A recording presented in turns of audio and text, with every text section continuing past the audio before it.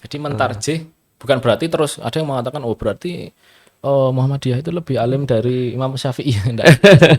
Makanya ada kaidah yang mengatakan kan hukum itu tidak dapat dipungkiri adanya perubahan hukum yang diakibatkan perubahan zaman dan makan. Ya Nah, benar.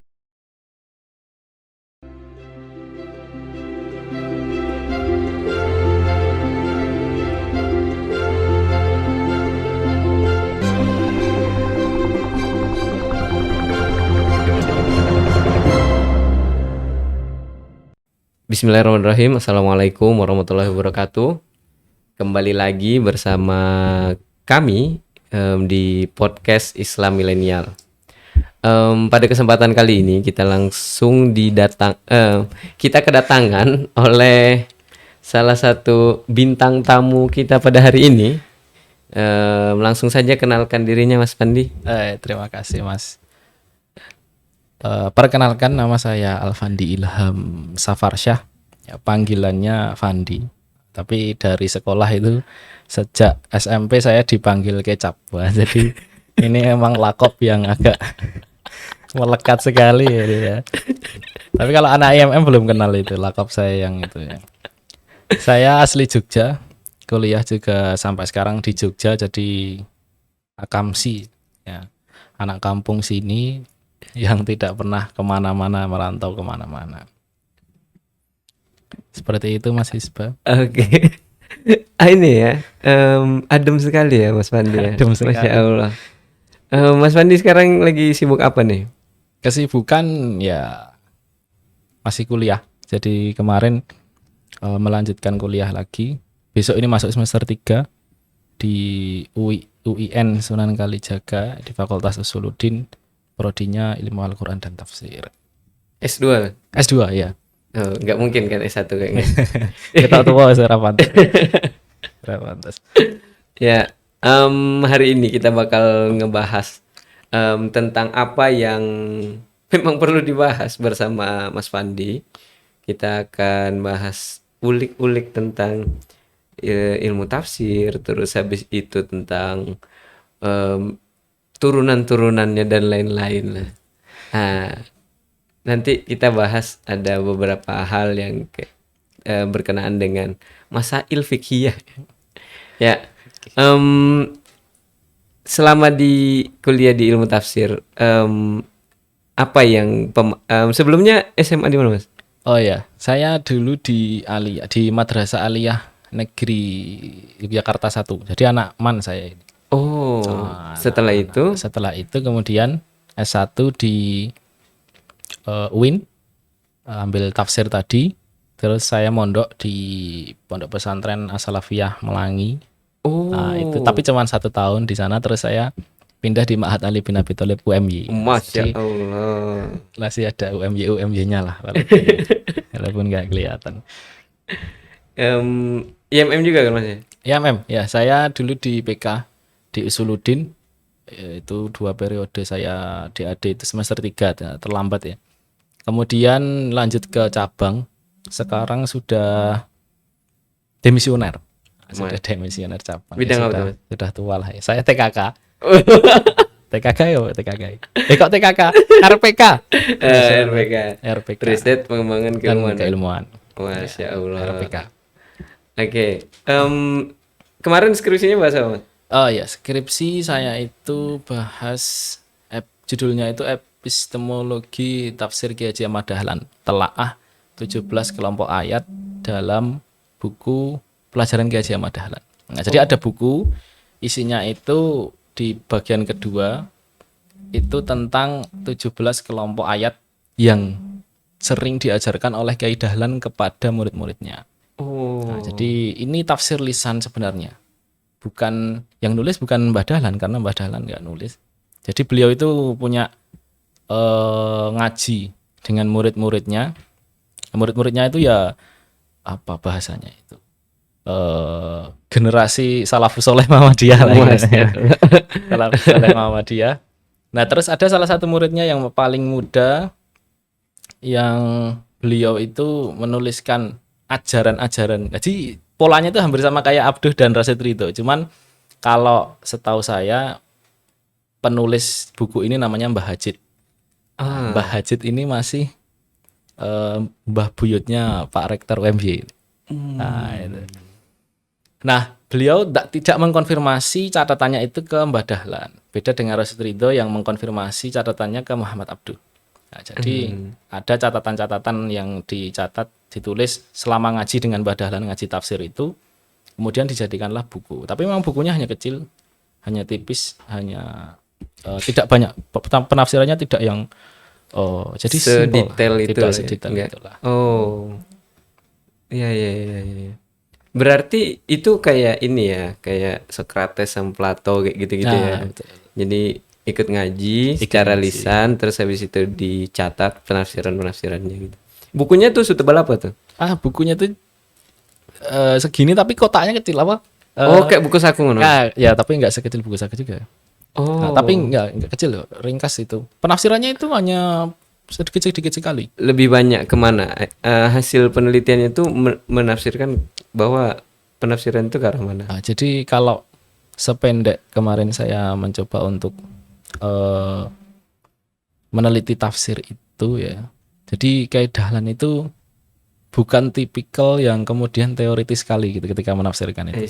Saya tidak tahu apakah karena memang di zaman itu beda dengan zaman sekarang atau gimana, tapi memang bahasa-bahasa yang digunakan kayak Dahlan itu tidak kemudian kalau bahasa itu ndaki-ndaki apa ya. Iya. Dalam dan tinggi-tinggi. Nah, itu. Hanya sederhana, bahasa sederhana, tetapi kemudian kayak Dahlan ya itu tadi, kalau dalam alwanu tafsir atau corak penafsiran kan ada corak adabi wa ijtimai kan. Iya. Nah, jadi sosial kemasyarakatan, sastra budaya. Nah, itu di situ coraknya Kiai Dahlan terlihat sekali bahwa beliau itu kalau menafsirkan, maka istilahnya Ustadz Ali Aulia mudir mu'alimin itu tafsir amali lah. Jadi tafsir amali, tafsir yang dengan menggunakan gerakan-gerakan nyata. Iya. Jadi ketika ada ayat apa, makanya Al-Ma'un itu kemudian menjadi bahasanya 3 trisula schooling, feeding sama healing itu kan ya itu bentuk tafsir amalinya Kiai Dahlan yang kemudian sampai sekarang itu kan menjadi semakin besar.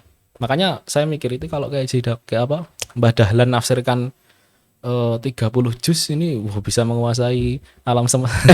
Bisa nggak cuman Muhammadiyah, nggak cuman kayak sekarang ini kan. Tapi bisa lebih luar biasa. Iya. Berarti ada memang kategori penafsiran yang mencoba untuk menafsirkan Al-Qur'an itu yang nilai-nilainya untuk diterapkan di masyarakat. Nah, itu yang dilakukan Kiai Dahlan. Jadi ketika nafsirkan ayat-ayat tentang misalnya. Jadi tapi yang 2 tema besar yang ada di 17 itu, pertama itu jadi polanya kayak penulisannya Mbah Hajid itu pertama tentang bahasanya itu tazkiyatun nufus lah kalau gitu. Kalau bahasa ini ya tasawuf sufi. Mbah Dahlan itu sufi sekali. Di situ kan karena saya epistemologi, saya mencoba untuk kemudian mencocokkan rujukan yang dipakai Mbah Dahlan. Karena kan di situ tidak ada footnote-nya ya. Misalnya ini ngutip siapa, hanya pendapat Imam Al-Ghazali. Itu saya coba cari pendapat Imam Al-Ghazali ini di kitab apa, kemudian takbirnya seperti apa. Nah, itu coba saya cari. Yang ketemu, yang ada yang nggak ketemu juga, yang masalah-masalah tasawuf itu kan misalnya ngutip Imam Junaid Al-Baghdadi lah, macam-macam, Abu Yazid Al-Bustami itu. Ya beberapa banyak beliau ngutip Imam Al-Ghazali tentang tasawuf, tentang sufistik itu ya. Kemudian tentang wirid-wirid itu pun juga dibahas. Jadi memang sufi sebenarnya, Mbah Dahlan itu sufi. Ya makanya saya pernah sowan salah satu senior itu kan muridnya Pak Abdul Munir Mulkhan itu. Ya mengatakan Mbah Dahlan itu ya tetap bahasanya itu. Ya wali lah, sakti mandraguna lah. Kalau enggak itu enggak mungkin lah bisa memberikan bekas yang luar biasa sampai sekarang. Pemaknaan wali itu maksudnya kayak mana? Nah ini kan nanti kalau di Muhammadiyah itu agak alergi ya. Di ada istilah wali itu ada alergi. Tapi kemarin waktu Allah yarham Buya Syafi'i itu kan Gus Mus mengatakan kalau Buya Syafi'i itu termasuk apa waliullah seperti itu. Ya itu kan beragam Perspektif. komentar ya Iya. di media sosial itu tentang, karena memang kita di Muhammadiyah itu nggak kenal konsep wali, apa emang alergi atau gimana. Tapi ya realita. I see. Jadi Kiai Ahmad Dahlan wali lah ya. Wali tetap wali.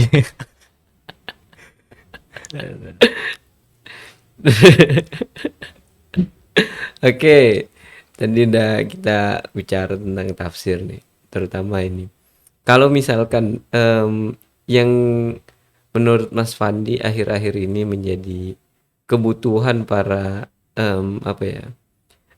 Kita sering lihat nih, kayak misalkan apa problem-problem masyarakat, orang-orang menafsirkan Quran dengan bukan seenak dia sih. Ada yang menyematkan diri sebagai seperti Umar bin Khattab gitu kan. Itu bukan siapa-siapa, no offense ya guys. Tapi ya ada yang menyematkan diri sebagai ini. Bentuk penyematan itu sebenarnya ada adabnya atau enggak sih? Kayak misalkan apa? Bukan metode sih, lebih ke ininya. Kayak misalkan kayak tadi Ahmad Dahlan disebut sebagai wali gitu kan. Iya. Kayak syaratnya itu apa? Syarat apa ini? Maksudnya syarat orang menafsirkan apa? Iya. Pertama syarat orang menafsirkan dan indikator orang ini wali atau enggak gitu. Indikator wali. Nah tentu kalau ya, jadi saya pun sebagai mahasiswa sampai S2 di tafsir itu kan juga terus tidak bisa menjudge diri mahasiswa tafsir itu kemudian menjadi mufasir gitu kan ya. Kalau coba kita lihat di kitab-kitab kitab ulumul Quran yang misalnya Mabahis ya. Mabahisnya Manak Koton itu kan ada nanti syarat mufasir itu harus apa. Itu kan tentu berat. Tentu tidak segampang itu kemudian untuk menjadi mufasir. Nah, kemudian tapi kalau dalam lingkup akademik kemudian kita mencoba untuk menggali makna, itu kan hal-hal yang sah-sah saja ya kalau kalau untuk kebutuhan akademik. Makanya kemarin ketika polemik masalah apa itu yang apa? Yang disertasinya Win itu apa? Oh iya. Milkul Yamin. Nah, itu kan bagi kita yang anak Win itu kan sudah lah ngapain kok malah bingung dengan seperti itu. Itu kan maksudnya ranah akademik yang sebenarnya ya biasa-biasa saja. Mengkaji pemikiran apapun dalam dunia akademik kan biasa ya. Tapi kalau itu nanti kemudian keluar ke masyarakat kan menjadi heboh. Nah, tentu syarat mufasir itu banyak ya. Tentu sebenarnya harus hafal Quran ya kan, harus bahasa Arab itu ya tentu, kemudian ulumul Quran ya. Makanya dosen saya Pak Ahmad Raufik itu kan selalu mengingatkan kalau anak IAT itu ya minimal kalau ulumul Quran yang dibaca itu al-itqan ya Imam Suyuti. Jadi kalau cuma baca Mabahis Manak Koton itu belum anak IAT lah.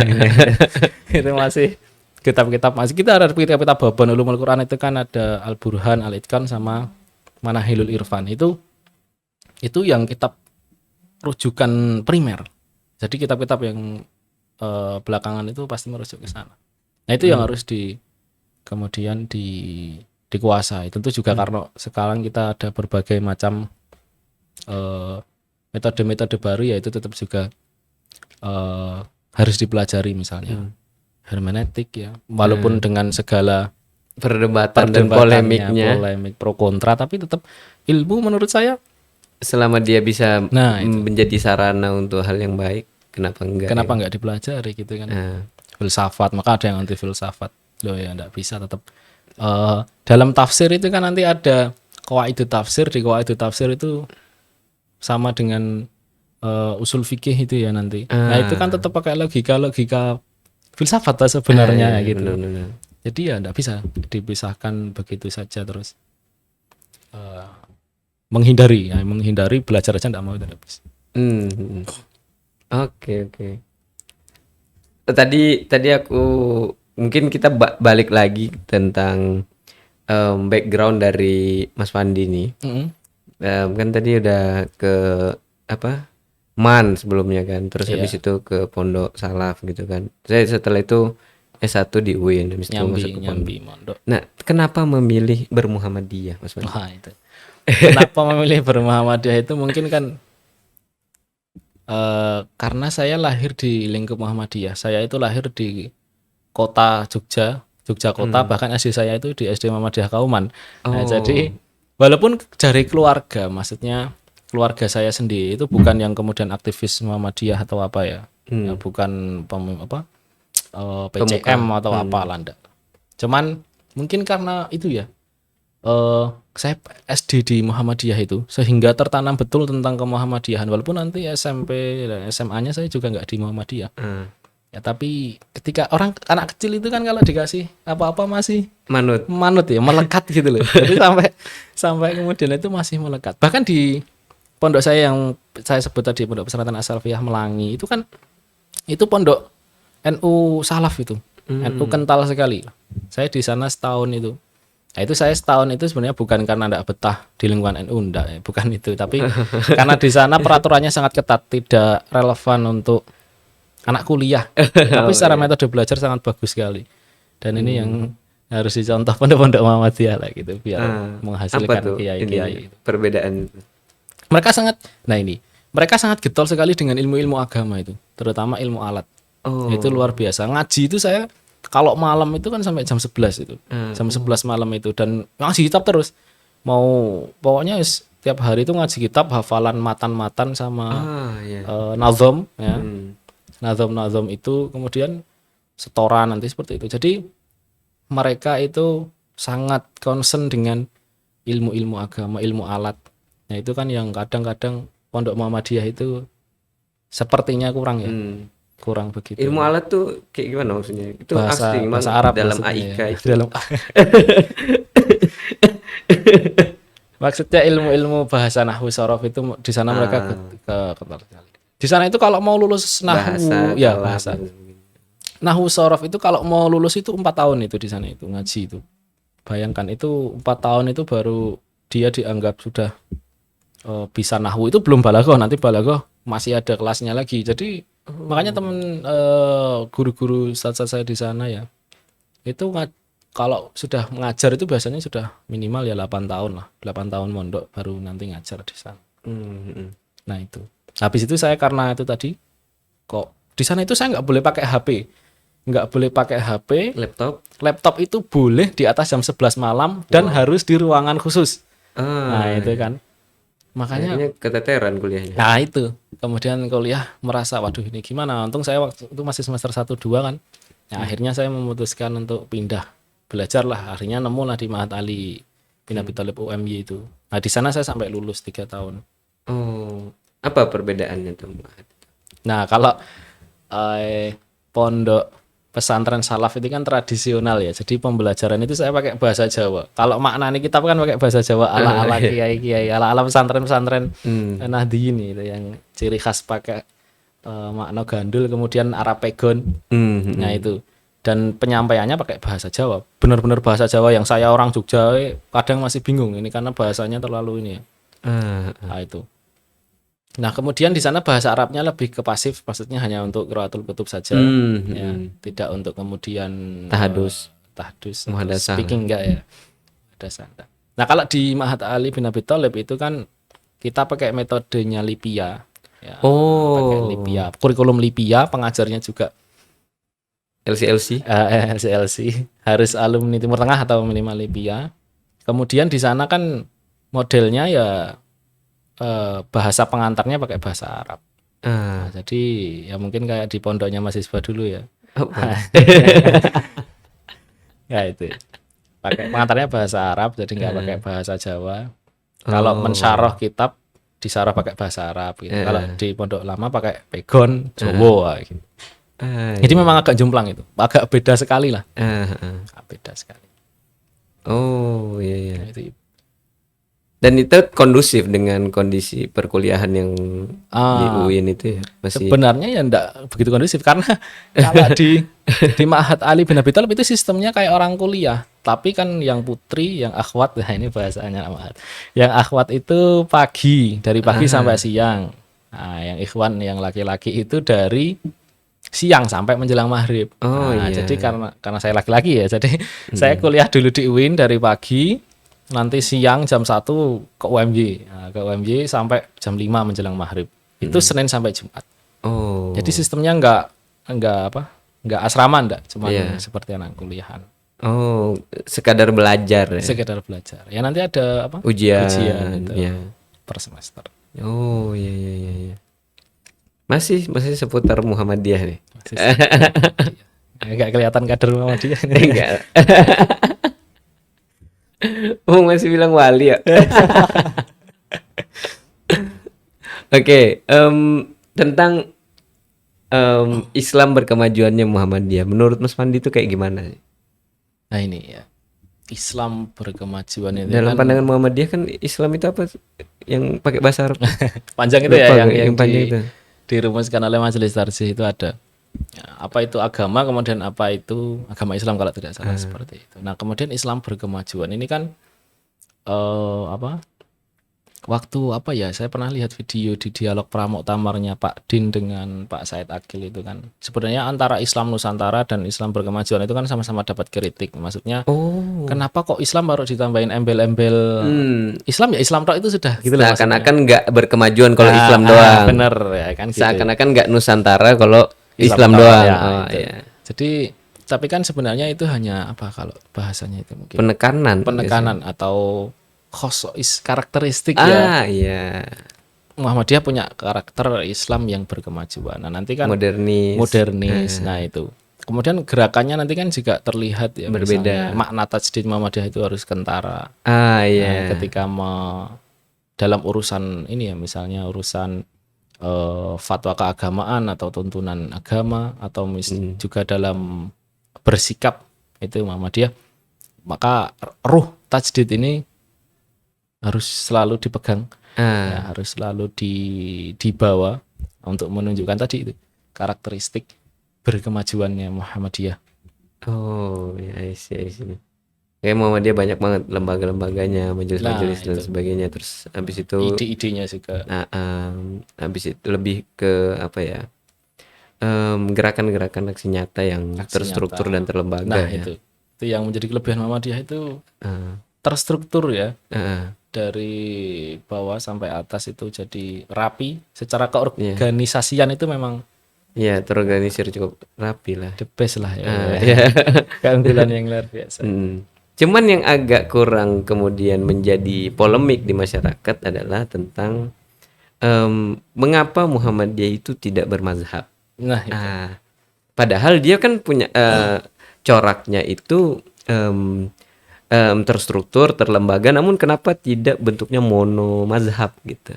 Mazhab sendiri gitu ya. Iya, bahkan jadi mazhab sendiri. Nah, jadi dalam wawasan tarjih ya, wawasan manhaj tarjih itu kan ada bahwa Muhammadiyah itu tidak berafiliasi terhadap satu mazhab tertentu. Nah, ini yang kemudian sering disalahfahami bahwa Muhammadiyah itu anti madhab misalnya, atau Muhammadiyah madhab baru gitu kan. Maka Prof. Allah yarham Prof. Yunahar Ilyas itu kan pernah sering mengatakan Muhammadiyah itu fikihnya bukan madhabi tetapi manhaji. Ya, jadi metodenya itu mengikuti apa yang kemudian dilakukan oleh ulama terdahulu dalam beristimbat tapi nanti ada tambahan-tambahan ya. Ada tambahan-tambahan metode baru yang kemudian ada di bukunya Prof. Samsul itu. Nah, jadi tidak berafiliasi madhab bukan berarti Muhammadiyah memunculkan madhab baru, bukan berarti Muhammadiyah menafikan adanya 4 madhab, itu tidak. Tentu dalam beristimbat ya, Muhammadiyah tidak akan mungkin langsung melangkah melewati keempat mazhab itu kan tidak akan mungkin, tidak mungkin bisa itu, tidak mungkin bisa. Ya, jadi mengakui semua madhab, kemudian mencari ya. Jadi makna tarjih itu kan bisa mentarjih nas agama, an-nusus adiniyah, maksudnya Al-Quran dan as-sunnah, atau mentarjih pendapat ulama. Tentu pendapat ulama ini kan pasti disandarkan ke dalil. Konteksnya kan? Itu juga. Nah, itu. Jadi mentarjih bukan berarti terus ada yang mengatakan berarti Muhammadiyah itu lebih alim dari Imam Syafi'i. Makanya ada kaidah yang mengatakan kan hukum itu tidak dapat dipungkiri adanya perubahan hukum yang diakibatkan perubahan zaman dan makan. Iya, benar. Jadi Prof. Samsul itu lebih lebih otoritatif untuk menjawab problem kekinian daripada Imam Syafi'i. Karena apa? Karena problem itu muncul di zamannya Prof Samsul lah, gitu. Oh iya, Bukan di zamannya benar. Imam Syafi'i. Oh iya, oh, logiknya gitu ya. Kayak gitu. Jadi itu.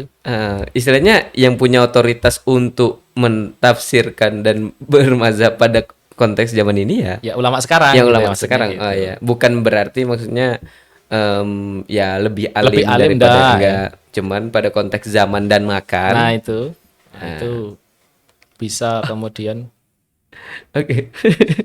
Sebentar ya. Ini ada jadi yang dalam tanda petik yang lebih berotoritas, Nah, itu. memiliki otoritas dalam penafsiran dalam mengubah hukum, Nah betul. menyesuaikan dengan konteks zaman dan makan, waktu dan tempat. Maka pada itulah para ulama yang hidup di zaman ini. Zaman ini. Gitu. Ya, iya benar juga sih. Soalnya bagaimana coba misalkan kita mau tahu gimana soal Jumat pas COVID. Nah gitu itu. kan. Maksudnya kita harus rogo sukmo dengan Imam Syafi'i. Apa itu rogo sukmo? Bertemu ini ya. Mediasi. Mediasi. Nah, ini kan kalau dalam dunia sepi bisa seperti itu. Nah, jadi tapi kalau dalam dunia fikih kan nggak bisa. Apalagi dunia Muhammadiyah. Dunia Muhammadiyah tambah nggak bisa lah. Oh iya oke. Tapi untuk manhaj tarjih sendiri sebenarnya apa ya? Kan tadi kita sudah melihat bahwa sudah bicarain tentang kalau misalkan Muhammadiyah itu dia fikihnya bukan mazhabi, Manhaji. tapi manhaji. Secara garis besar sebenarnya apa yang menjadi tujuan utama dari tarjih itu gitu. Sampai pada gilirannya kan dalam hal ini sebenarnya hukum-hukum itu kebanyakan hukum dalam hal muamalah dan ubudiyah gitu. Tapi sekarang ada fikih air, ada fikih bencana alam, yang itu tuh dikeluarkan dari manhaj tarjih. Sebenarnya fikih menurut, kan kita bahas hukum berarti fikih ya. Oke, ya. Menurut Muhammadiyah tuh kayak gimana sebenarnya? Jadi memang ini yang kemudian menjadi kreativitas kreativitas produksi hukum Muhammadiyah ya. Kita ada fikih zaman dulu kita coba kita lihat di fikih klasik itu kan pasti toharoh ya kan, Oke. sholat, saum, apa yang Mandi jenazah. hubungannya dengan hudud, jinayah, siasah gitu-gitu. Udut. Hudud. Nah, ada perbedaan pemahaman yang kemudian apa itu fikih? Apa itu fikih? Nah, kalau kita coba lihat definisi fikih di karangan para ulama itu kan fikih itu pasti berkaitan dengan hukum-hukum. Kalau tidak salah satu definisi itu fikih itu al ilmu bil ahkam asy'ariyah al amaliyah, kemudian al muktasab min adillatiha at-tafsiliyah.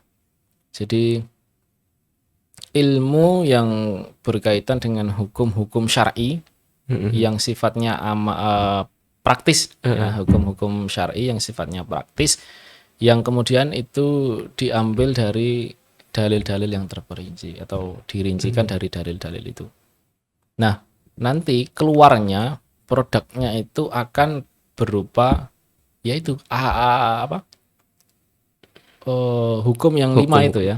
Ya. Akamul khamsah itu ya, hukum yang 5 yang wajib yang itu tadi.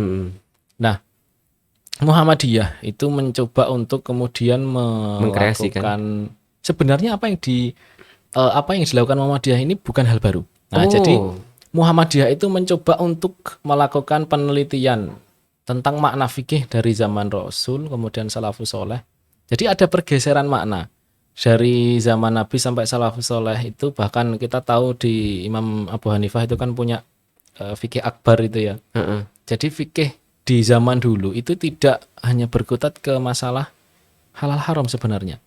Tapi kemudian semakin kesini itu kan mungkin ada apa ya? penyempitan makna gitulah ya. Sehingga nanti yang sampai kepada kita sekarang itu yang ma'ruf yang difahami orang-orang fikih itu hukum 5 itu tadi. Pokoknya hukum kalau nggak halal haram sunnah wajib itu mubah makruh. Nah, kemudian Muhammadiyah mencoba itu tadi bahwa fikih itu bukan lagi hanya berisi hal-hal yang sifatnya hitam putih, legalistik, formalistik seperti itu, hanya kalau nggak halal ya haram gitu. Tapi mencoba untuk memberikan definisi baru, kalau di bahasanya itu apa? Deep understanding, pemahaman yang mendalam tentang suatu perkara, ya. Kemudian nanti melahirkan sebuah tuntunan yang filosofis, ya, tuntunan yang filosofis, yang praktis untuk mengatasi masalah itu. Misalnya tadi masalah fikih air. Coba kita lihat fikih airnya Muhammadiyah itu kan nggak kemudian anwaul ma'ir, mutlak, najis mughaladzah muwafaq mutasitoh ini. Ya kan nggak kemudian fikih air. Kalau kita bayangannya fikih air, coba ya di kitab-kitab fikih klasik kan fikih air pasti nanti pembagian air. Ada ma'ul mutlak, ada mustakmal, mutaghayyirat, mutanajis, macam-macam. Itu kan nggak dibahas lagi tuh di fikih air. Bagaimana kemudian cara mengelola air? Karena air ini kalau di Quran itu waja'alna minal ma'i kulla syai'in hayy kan gitu. Air itu kan sumber kehidupan. Berkah dari langit, dari bumi itu kan ya air itu kan yang menjadi sumber kehidupan manusia. Allah menjadikan kehidupan ini dari air. Nah, makanya gimana air ini kemudian bisa terjaga, kemudian cara mengelolanya bagaimana, cara kemudian mendistribusikan bagaimana. Coba kalau air hanya di monopoli orang tertentu, yang lain tidak dapat air, macam-macam. Nah, itulah fikihnya berupa tuntunan-tuntunan seperti itu.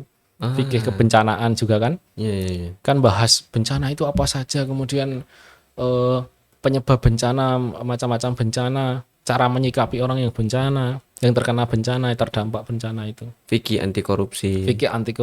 Berarti fikih itu adalah pemahaman yang mendalam mengenai suatu persoalan, yang akhirnya fikih itu mengeluarkan tuntunan-tuntunan sebagai. Berarti fikih itu adalah pemahaman yang mendalam mengenai sebuah persoalan yang pada gilirannya melahirkan solusi-solusi, entah itu bersifat prinsipil, filosofis, tapi juga bisa diamalkan. Tuntunan-tuntunan kayak gitu. Tuntunan. Itu yang dimaksud dalam fikih dari dalam pandangan Muhammadiyah. Dalam pandangan Muhammadiyah. Makanya nanti kan fikihnya beragam ya. Kalau tidak salah ini mau kan kemarin sudah fikih agraria yang baru ya. Ya paling baru. Fikih agraria. Kalau tidak salah mau fikih difabel. Itu. Fikih apa? Lalu lintas kalau nggak salah. Itu nanti yang jadi kan harus dimunaskan dulu. Tapi untuk fikih-fikih yang zaman produksi zaman dahulu itu masih tetap di verifikasi sama masih. Misalnya kan kita yang paling ini masalah kunut lah, masalah rakaat tarawih lah. Itu kan itu juga tetap dikaji oleh majelis tarsih ya. Jadi kan kalau kita mau lihat aspek jadi tajdid, ya ini tajdid lagi ya kan. Tajdid itu kan ada 2 sayap. Yang pertama purifikasi atau pemurnian. Nah, itu kan mencoba kita mengembalikan ibadah-ibadah mahdhah, akidah itu ke sumber yang paling dekat, yaitu apa yang dipraktikkan Nabi gitu kan, melalui Al-Quran dan Sunnah. Nah, kemudian ada sayap sisinya itu adalah dinamisasi ya. Nah, jadi bagaimana tajdid itu dimaknai sebagai pembaharuan. Jadi makanya ada fikih-fikih baru ini kan termasuk aspek pembaharuannya ya, aspek harus dinamis. Nah, jadi Muhammadiyah itu harus dinamis dalam bergerak, dalam menentukan apapun. Ya makanya tajdid memiliki 2 makna itu kalau menurut manhaj tarjih. Oke. Kayak misalkan beberapa hari terakhir ini saya juga perhatikan di di negara-negara Eropa itu mengalami cuaca yang dengan suhu yang cukup panas, bahkan 40 sampai 42 derajat Celcius kalau siang itu. Diindikasi bahwa itu adalah problem krisis ekologi. Dan upaya produk fikih itu adalah sebagai bentuk tuntunan yang memiliki dimensi teologi, berarti ya. Punya aspek istilahnya bagaimana agama hadir sebagai solusi. Nah, itu. Iya. Agama hadir sebagai solusi. Yang problem itu kan pasti muncul terus ya. Problem itu pasti muncul. Agama harus reaktif, harus bisa responsif. Responsif. Nah, dia harus bisa merespon permasalahan-permasalahan masyarakat.